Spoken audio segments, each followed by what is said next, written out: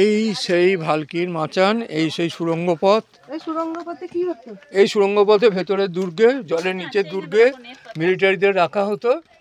এখান থেকে হ্যাঁ জলের নিচে, আর এই মাচান থেকে গোটা জঙ্গলমহল নজরদারি করা হতো।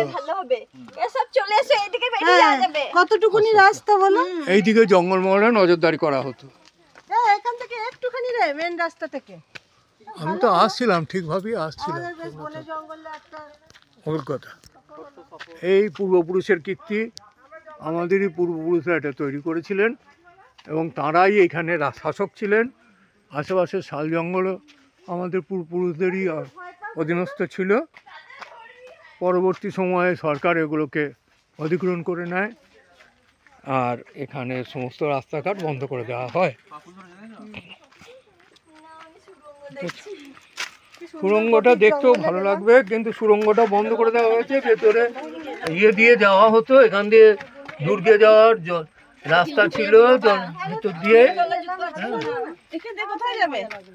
এখান দিয়ে দুর্গের ভেতরে যাওয়া যেত, ওই ভেতর দিয়ে ছিল।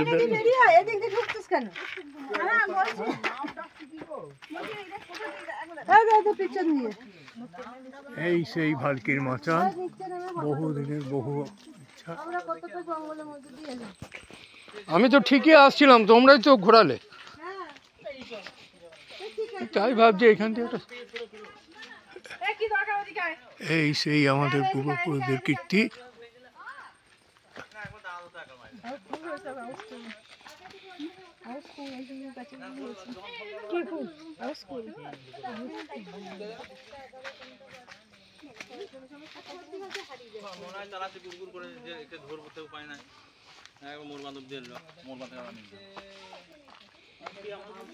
ভালো করে দেখুন, এই সেই 11 মাইল, এই সেই ভালকির মাচান।